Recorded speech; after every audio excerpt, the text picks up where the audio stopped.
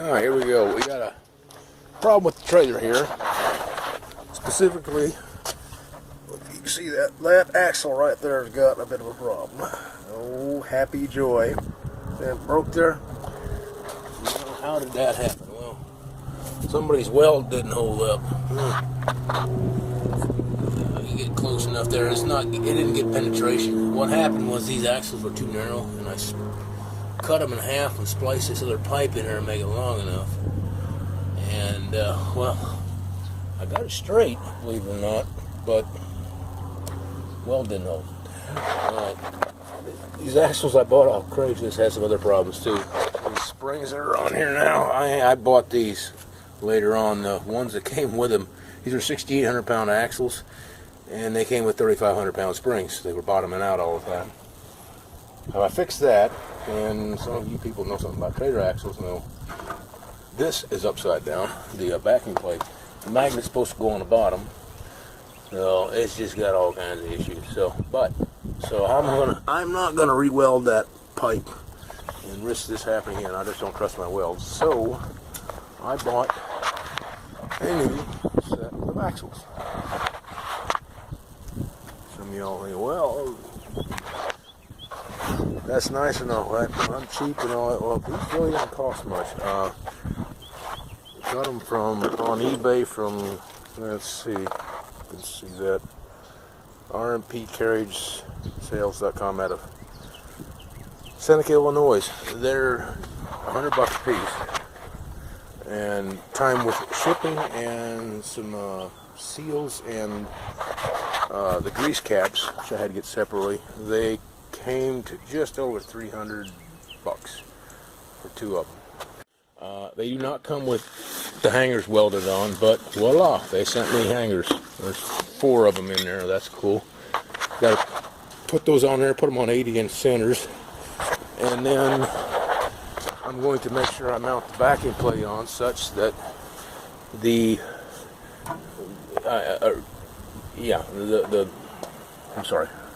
put the spring hangers on there so that the backing plates will be mounted up correctly with the magnet down at the bottom. And then this actuator also goes, you mount it in such a way, they go left or right. So the way these work is there's an electromagnetic field in there when you hit the brakes. It's electric brakes. This is an electromagnet, and it grabs, and it will grab the inside of that hub, which is turning this way going forward, and it will, if you can see that, the hubs are going, since it grabs the wheel, this goes forward like this and spreads the brake drum just a little bit, enough to make it, or brake shoes enough to make them grab the brake drum and the trailer slow down. Now, since this goes this way, that means this is for the wrong, and it's upside down. Think about that a second. Now if I just spin it 180, yeah, this is for the correct side. There's a left and a right side for these backing plates. Because if it spun this, if it needed to go, yeah, they don't work in reverse, basically. So if you were backing up, it would, and you hit the brakes, it would just pull it over here, and this isn't doing anything. This is the way the brakes work going forward. So, anyhow, I'm gonna make sure that's correct when I have this all apart too.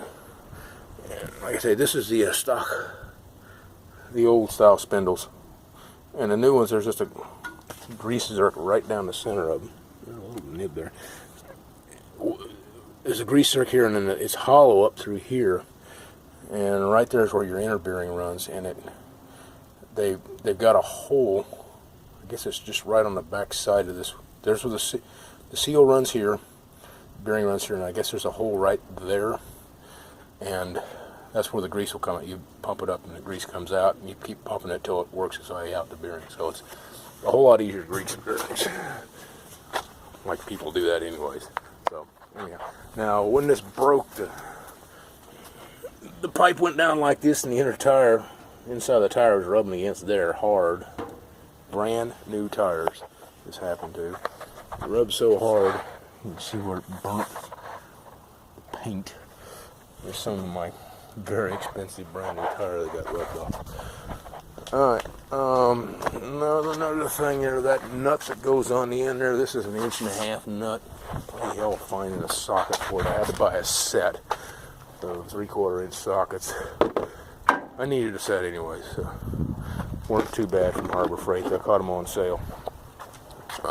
They should be that Harbor Freight quality, but that should last me. I don't do that much heavy duty work, so, and as long as I don't abuse them, they should last. Okay, but other than that, trailer's fairly good shape. It's just really not that heavy duty trailer. I shouldn't be. I had about 10,500 pounds when this happened. And the axles are heavy enough, but this trailer really isn't heavy enough to be hauling that much weight, so I'll be getting a bigger one. We're done here now, pretty much. I got the axles under there, ran into a few problems. I'll tell you about those. One of the hubs was missing a stud, and I found another one. A lot of trouble. I had to go to a real auto parts store, not AutoZone, O'Reilly, yada yada. There. What did that come off of? Oh. I have no clue. Anyways, yeah, like I say, I put the welding. Only welding I had to do was to put the spring hangers on here. Here's the old axles. That's what the spring hanger looks like.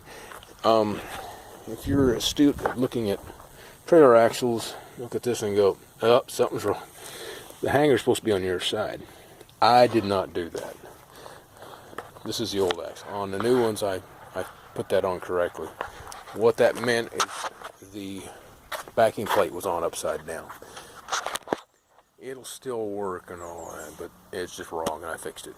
So, and then the back axle, it was on backwards. The brakes, there's actually a left and a right side, and I had them swapped. So I didn't know that when I put them on in the first place. Now, here is the busted weld. Crap, you won't be able to see that one. Darn. Oh, excuse me. I should have fixed this before I started videoing.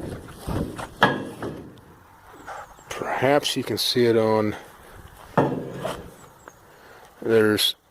Basically, I did not get penetration. This should have been welded through. See, the cut is still nice and clean here. That should have been welded through.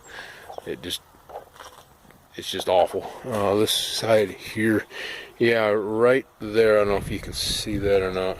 I don't know if that'll let me zoom in or not. No. But anyway, I can see a small crack there. The weld didn't even penetrate into the pipe at all. There's just blobs of metal on top of it. That's what it is.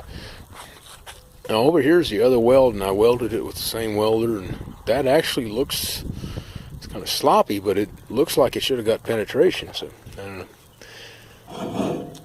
Yeah, fun. What else did I cut the my fenders used to hang down about 4 inches further, and they're always catching on crap. You know, when you blow a tire and it catches that and twists it around, and I had to bend it back. So I just went ahead and cut them off flush. And then I rounded the edges here with a grinder so you don't cut yourself.